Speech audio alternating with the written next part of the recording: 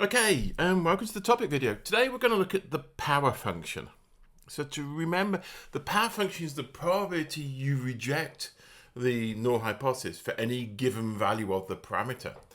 And it has two properties. One is it gives us our significance level, and also it's really useful, the power function, when it comes to calculating sample size. So a lot of things as a statistician that we'll do is we will calculate how many subjects we need in a study. And these are called sample size calculation or power sample size calculation, and they use this power function. So we're going to start with a very simple one today. So if we go across to the iPad now, what we've got here is we've got y1 up to yn are observations IID, so identical and independent and all the same distribution. And we're going to make it nice and easy. We're going to do the sort of the base case. We're going to assume that sigma squared is known. And we have a very simple setup. Our null hypothesis is that mu equals mu 0, so some value for that. An alternative is mu equals mu a. And we want to know what's the power of rejecting for mu a. Our rejection region is our standard one that we'd use for the one sample z test. So we calculate the absolute value of z, and where z is our sample mean minus mu 0 over sigma on root n. And if that's greater than our z alpha on 2, so in a 95%, if we're doing a 5% significance level, that would be 1.96, we would reject. And the question we have is, well, what is the power function? So, let me just check my pen's working. That's good. Let's go for it. In fact, let's have a little bit of a nice grid. There we are. So, let me just recap. What is the power? The power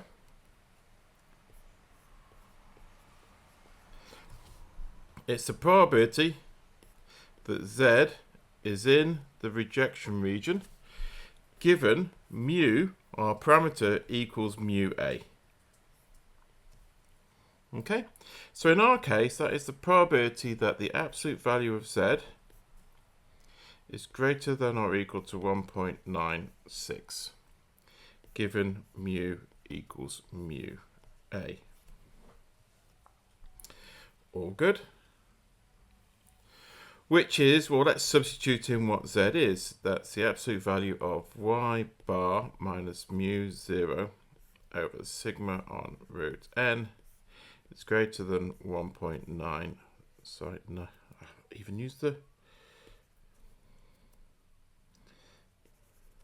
1.96 given mu equals mu a.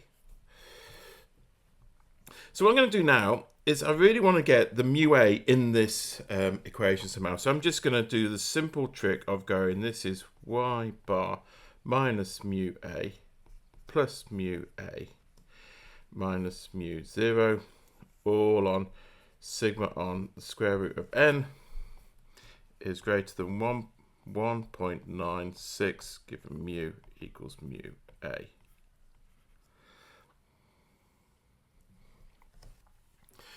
Well, I'm going to write this as the probability. We've got y bar minus mu a sigma on root n plus mu a minus mu 0 over sigma on root n is greater or equal to 1.96 given mu equals mu a. Well, look at this. We know that mu equals mu a. So if I take the sample mean minus off the mu a and divide, this is going to be, we're going to call this random variable z. So we've got z plus mu a minus mu 0 sigma on root n is greater than 1.96. But if mu equals mu a, that z has a standard normal distribution. So we can calculate this.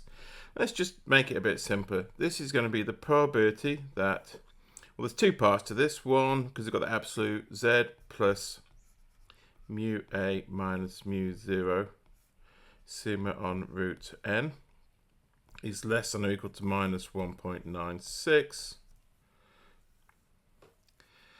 plus The other possibility is it's the probability of z plus mu a minus mu 0 sigma on root n is greater than or equal to 1.96. And we can put that into a program and we can actually calculate it. And that's what we're going to do. Let's put the iPad aside for a second. Let's go to my computer and let's go and pop into a little bit of R. So we've got all set up here. So we're just going to start by loading some packages. That's all good. And let's look at this function I've got. I've just called it power. I've got the mu a, I've got the mu 0, I've got n, and I've got sigma.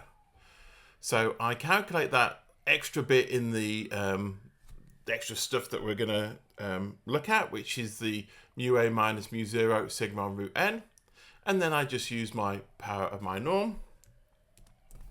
So let's plot it. I'm going to plot this function from -1 to 1. So I'm going to put my mu a on the x-axis and I'm going to calculate the power and plot it. So here we are. Let's zoom in and have a look at this bigger. So does it pass the stupidity test? Well, first of all, as mu a gets further away, so in our case, our mu 0 was 0, nice and easy. As it gets further away, you notice the power increases. You're much more likely to reject if, the true alternative value is, 1. Or -1. But let's look at the value you get when actually mu a equals mu 0. So that's this point here. We basically find this is at this line here. What is that line there? That is 0.05. So basically the value of the power function, when I actually look at the null hypothesis, gives me my significance level. So there we are. We've derived it for a very simple case. We've done it. This is one of the things that's going to come back and bite you. As a statistical consultant, the number of times I have to do a power calculation is a lot. It's one of the big sort of incomes for me. Is people contact me and go, I need to know how many subjects I do the power calculation. I didn't realize at the time when I learned this in second year it was going to be so important. But it makes me money. It makes me, I do the power calculations. It does make me money. It's worthwhile rewatching this video later on to remind you all about the power function. Okay, that's it. See you next time.